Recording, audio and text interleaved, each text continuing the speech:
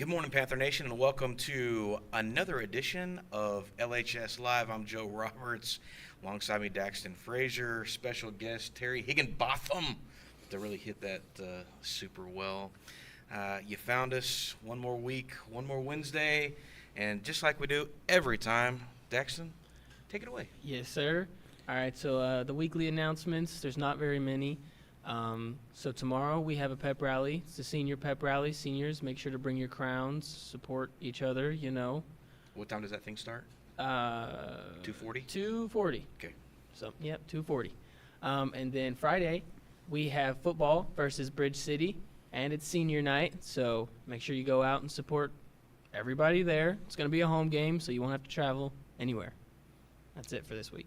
I like that. I like not having to travel anywhere because Me we've too. sure traveled a bunch this year. Okay.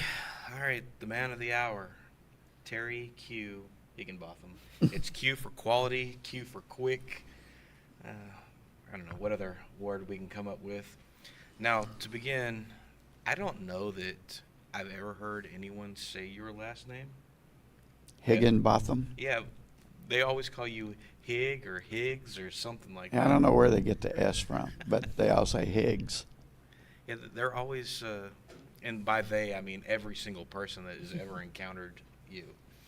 Well, you're pretty cool. You've got a really neat little organization here at Liberty High School. You run the law enforcement program, I do. and you've been doing that for, 18 years. has it only been that long? Only 18 years. I was trying to think back. Fire, dinosaurs, law enforcement. It's been about that long. 18 years, man, that's a long time. How many kids do you think you've had run through your program in 18 years? Well, the last 3 or 4 years, we've averaged about 100 per year. It was really kind of weird. The first class that I had about 10. And then we went from having one class to now I have 8 classes. So at least probably close to 1,000 kids. Gosh, 1,000 kids that have some sort of background in law enforcement now. That's pretty amazing. Well, I enjoy it.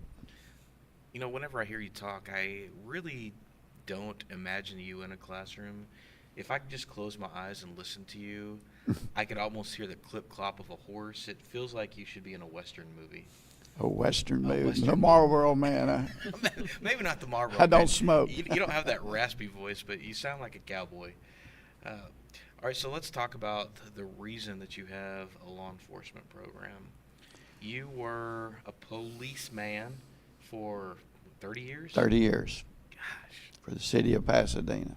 man, that is exceptionally long time. Well, it seemed like it toward the end, but no, not really. It's I don't hold the record for being there the longest. I can assure you that. Law enforcement, 30 years, one spot. And that is, to me, that's pretty amazing you stayed with the same department, especially in this Houston area, for 30 years. Well, it was a really, really great place to work. Yeah. So I just lucked out and went to the right place. Okay. Actually, when I was dating my wife, her dad went through the Pasadena Police Academy, even though he actually worked for Jacinto City, and he said, "You need to go to Pasadena. That's the best," and we considered it the best at the time. And being how I'm from there, I still do. But anyway, I went through the Pasadena Police Academy, and we stayed there the whole time. So, wait, were you your father-in-law's boss? No, he worked for Jacinto City. No one was his boss. He was the assistant chief in Pasadena, which was really kind of weird because he was a police officer. My mother-in-law was a police officer. Okay. My brother-in-law became a police officer, and then I became a police officer. This is a true family business in a sense. We have a family of service. My mother was a nurse. My sister was a nurse. My wife was in education. So we kind of had a history of service, you know. Well, you were there for 30 years. You were bound to have encountered more than a few different things in your time. So you weren't on patrol the whole time, or you weren't in investigations. You did a lot of different things. Well, I started out on patrol, and then I went to K-9 and I went to the Houston K-9 Academy.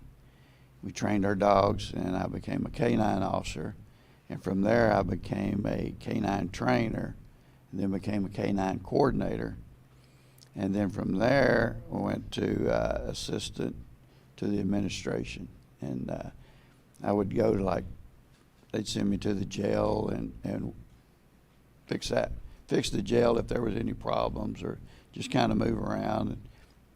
And then from there, I decided to retire So you worked with dogs, and then you didn't want for a long time. So that was pretty much what you did. So were you ever on what they call it, the road, or? I was always on the road, Okay. regular patrol, K-9.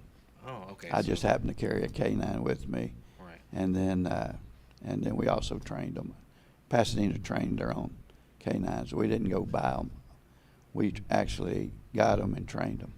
So I know, because I like to watch shows like Cops and those other cool shows that are on Netflix and Hulu and all that business, when they've got their canine units now, they've got a really cool special compartment in the back of their SUV and all that. They've got release buttons and all this other stuff. When you started that, We was that had a it. thing? Oh, you had that too? We had it. Okay. We had it. We had I'm it. not trying to make you seem older than you are. I just Believe didn't me, know I if am, that but, technology was available. We had a button on our gun belt that you could push and the back door would open, but usually I didn't use that. I just kept my window down, and the dog would just come out the window if I called it. Now, I'm not gonna lie, that would scare the fire out of me. They See were a they dog were come really through good there. dogs. They I think it was 1984. My dog was picked the #1 police dog. So how much time, and I know this is going to sound like a crazy question, but how much time did you actually spend with your dog? Every day, my dog. I was one of the rare ones. My dog actually belonged to me. Mm. All of my dogs belonged to me. The rest of them belonged to the police department. But it stayed at and all the police dogs, they stayed at the K-9 handler's house. Mhm. And not at the house. They're supposed to stay in a kennel. And so the dog actually becomes part of your family. So how do you incorporate that with your personal family then? Well, I mean, seriously, they really are part of your family. They play with the kids. Our dogs, when I became a K-9, originally they trained dogs to be as mean as they could be and just go in and find somebody and chew them up. And I'm like, this is not good. So we trained our dogs, our aggressive dogs, like it was a game, Mhm. like in finding narcotics and stuff. And I would actually have my kids go out into the field and hide and have the dog track my kids down, where before you couldn't do that because they'd track them down and bite them or whatever, but it wasn't a good deal. So it made them better trackers, and it made them part of the family. So the only problem was my wife could not spank my son out in the yard because The dog didn't like the that. dog would get in between them and wouldn't let her do it. So she had to tell him to go in the house so he could get a spanking. That is okay. So you're doing all that.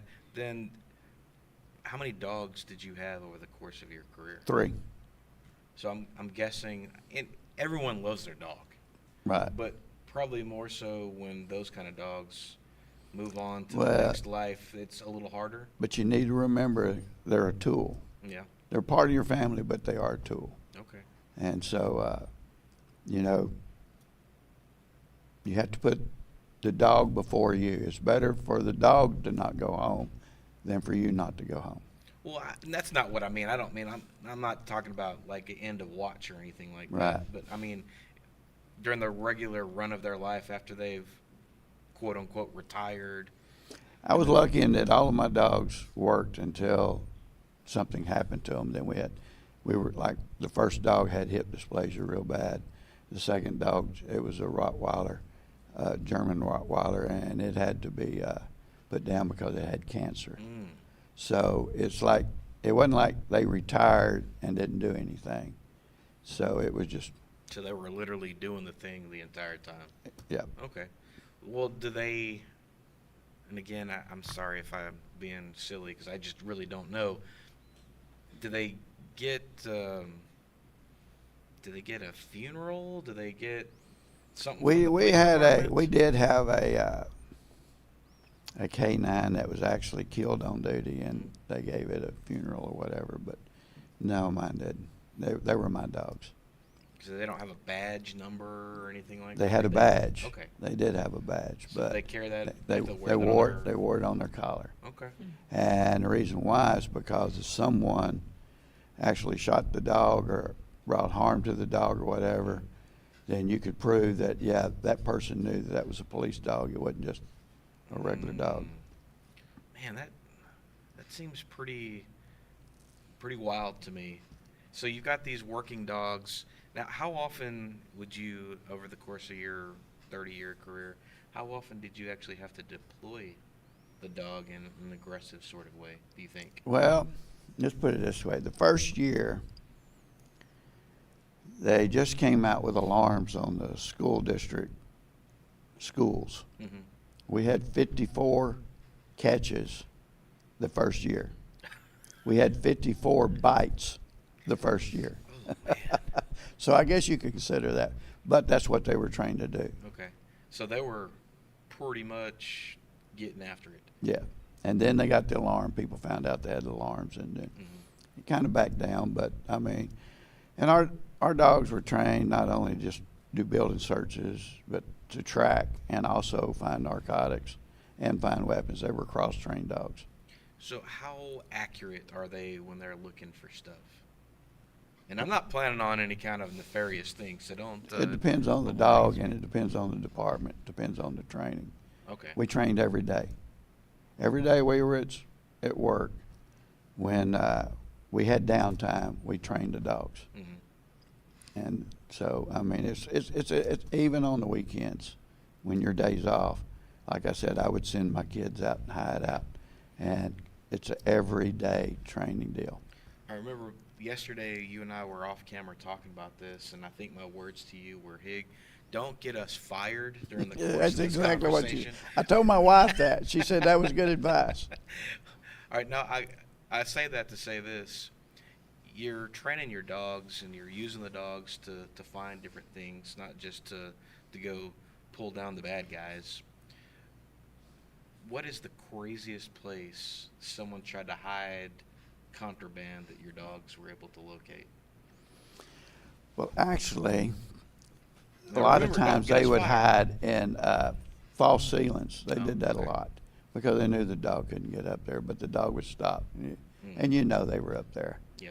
Or, and then one time I had a sergeant. One time we were like, "Hey, we need you to go hide in the building."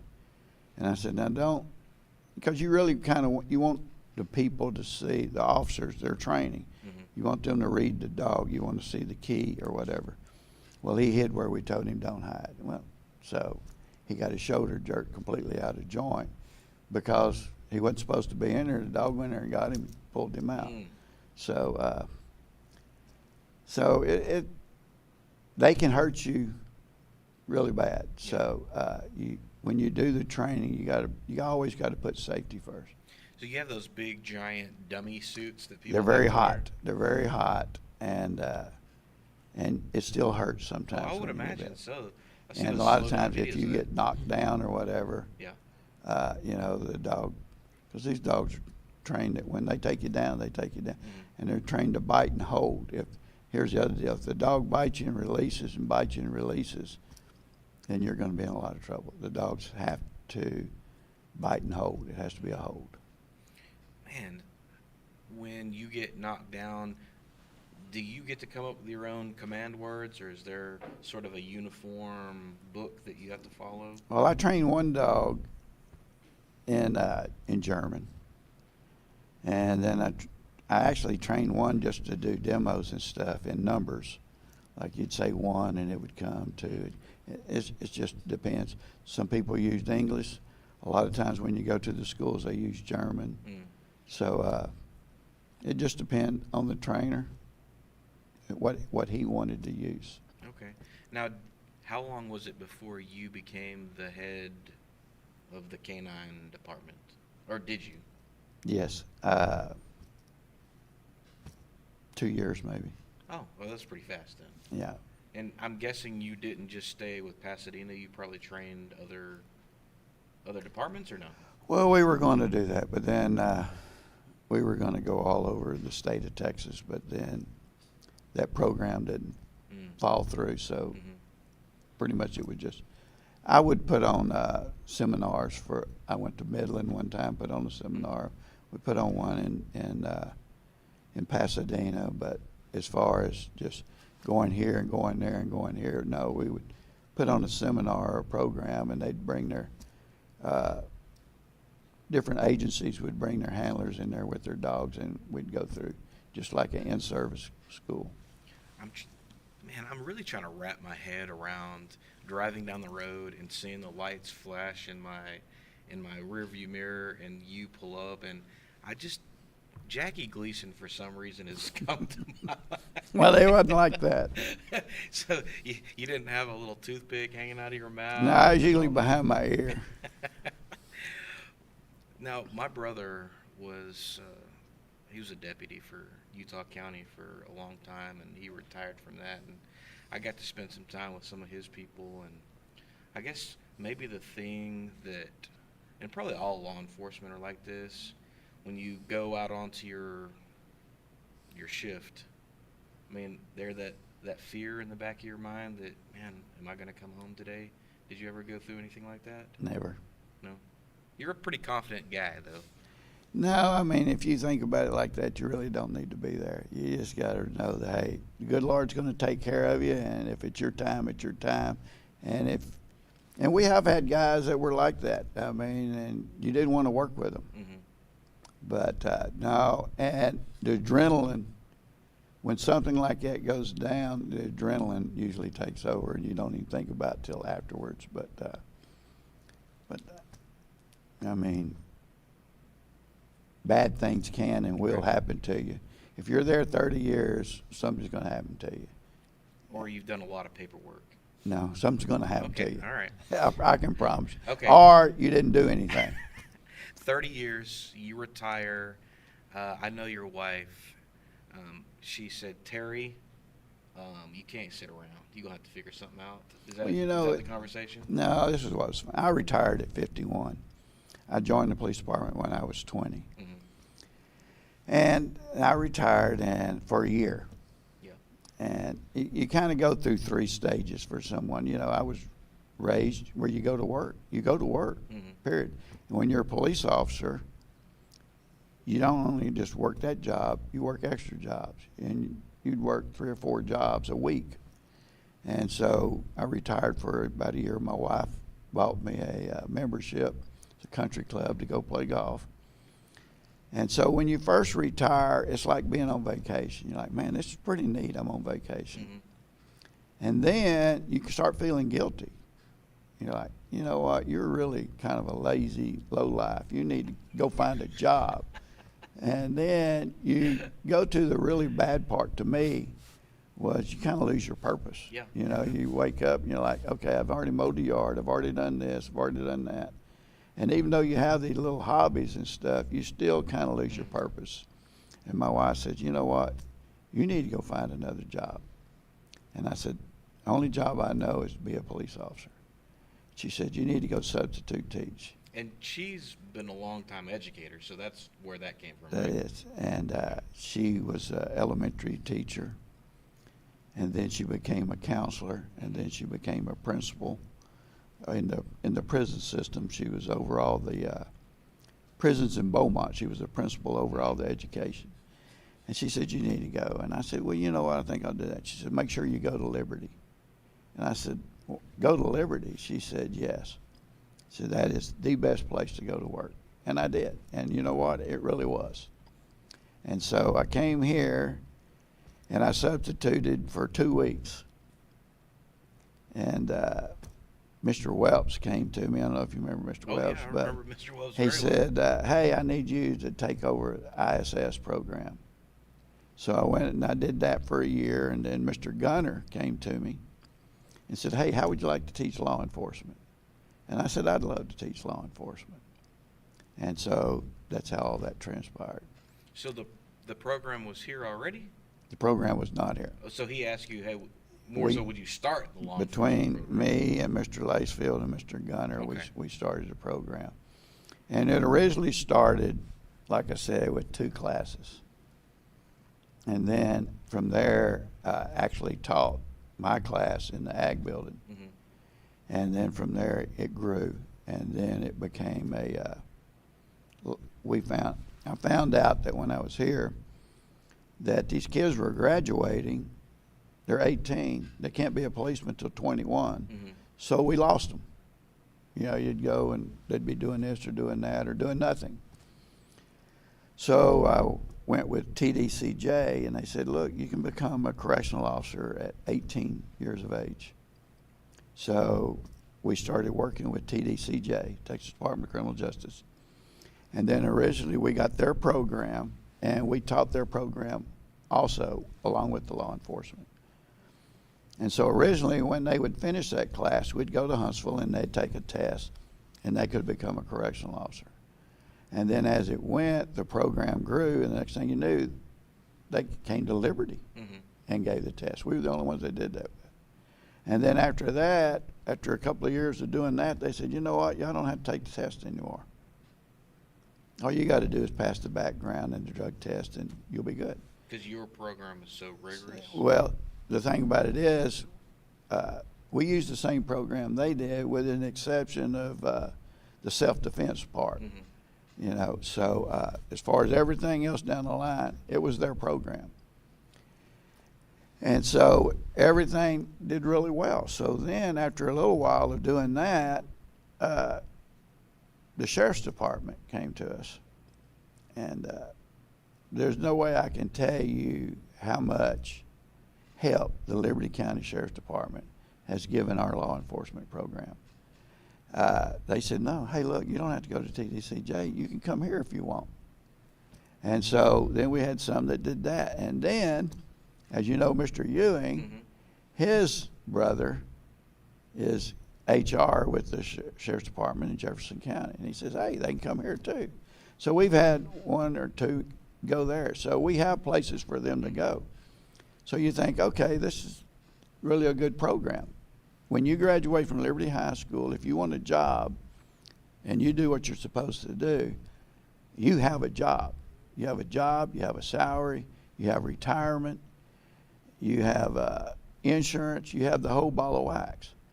So then Scott Purswell came to me, the ag teacher, and says, hey, let's teach a security certification.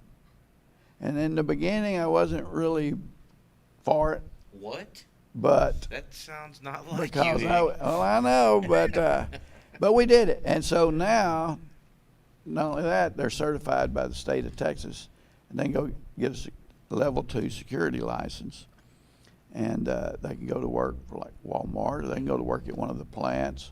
A level 2 is a security without a weapon. So they can work like at plants where you drive in, you show your ID or whatever. But the main thing is they have a job, they have retirement, they have money, they have medical, they have the whole ball of wax. If you just do what you're supposed to do. We fingerprint them. Mhm. They have a background done on them. So these places are like, yeah, this is a good deal. Then this year we started an intern program. And so originally we're starting it with the Liberty County Sheriff's Department. Actually, we have a young man by the name of Cody Sandifer. I don't know if you know him. Yeah, I'm not familiar. Number but 81 on the football team. yeah, that kid, yeah. Number 5 on baseball. But anyway, Number my 1 grandson. Grandpa's heart. Yeah. And you have Bourgeois, Yeah, Marina. and she is doing an internship. And we wanted to get with the fire department too. So we go back to Mr. Ewing And we actually send 2 of our young men to Hardin Fire Department, and they go to work there and do an internship. And so it's really, every year it fans out a little bit more. It gets a little more, and it grows a little bit more. You know, I went with like having 10 in my class. One class I have 43. But I think the main thing is on our program is the kids. We have by far the cream of the crop. If you're not a good, fine young student, you're not going to make it in this program. So they do 100 hours of community service every year. And so that means if something's going to be done at Liberty High School, law enforcement's going to do it. As you know, you're a cross-country coach. Yep. They go out there, they set up the program, they work it, they tear it down. When they do the track meets, you look out there, it's the law enforcement kids. Go to the volleyball game last night, there's a law enforcement kid, the one opening the door for you, telling you welcome. I don't care what it is, the law enforcement kids are going to do it. And we very, very, very rarely say no. And we're kind of like the Liberty County Sheriff's Department. We don't say no, we just do it. So kind of what I'm getting from your whole program, as you've breathed life into it over this almost 2 decades of service, is a young person at Liberty High School could literally, once they graduate, walk out and step right into a career if they wanted to. That is correct. That to me is maybe one of the more amazing parts. We have people that work for TDCJ as correctional officer. We have a DPS officer. We have a Houston police officer. We have a Dayton police officer. We have a Liberty police officer. So now they change in and out. You know, they might go here, they might go there. But the main thing about it is you get to choose. There's the opportunity is there for you. You know, it's kind of like take the ag department. You know, they have a welding program. When they graduate, they can go to work as they have a job. And that's one of the main things that we stress is, and I know that Coach Slack, she stresses, hey, we need to make sure these people have a place to go. We can't just turn them out and say, hey, good luck. You're right, right. And that's pretty much the way the administration from Mr. McGee all the way down is. So it's important to us that we give our kids every opportunity they can. Now, it's their choice whether they pick it or not. And they might pick it and decide, hey, this isn't what I want. I've had a couple of them in the last couple of years say, well, I was going to go to college. Okay, good. And so they came back and said, okay, now I'm ready. One of them is a police officer now. She said, I wanted to be a police officer. Well, actually, 2 of them. And then 2 of them become correctional officers since then. So we don't throw their stuff away. We're going to make sure they make it no matter All right, how many Coach. years it's been. That's a pretty amazing program. We're just about out of time. I'm going to give you the same opportunity that I give to every single person. It's life lesson time, and I know you're a pawpaw. You've got a lot of life under your belt.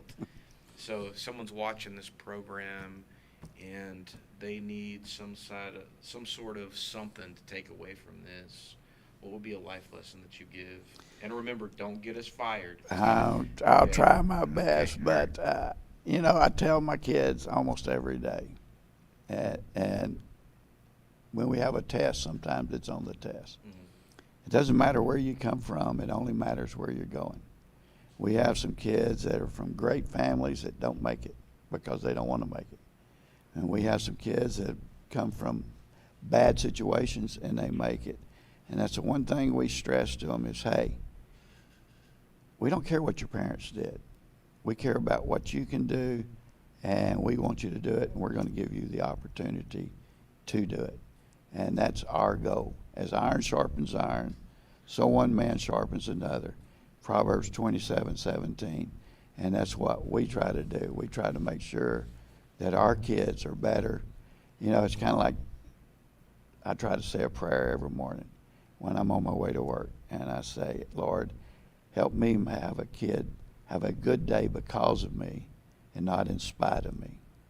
And that's what we try to teach our kids, service. Well, every day I see you, I have a great day, so it must be working. I don't know about that I'm one. ready to sign up for your program right now. All right, you've been watching LHS Live. Special guest Terry Higginbotham, the LHS Law Enforcement Coordinator, Program Connoisseur, whatever you want to call him. He's amazing no matter what. Hey, we'll see you next week, same time, different awesome guest.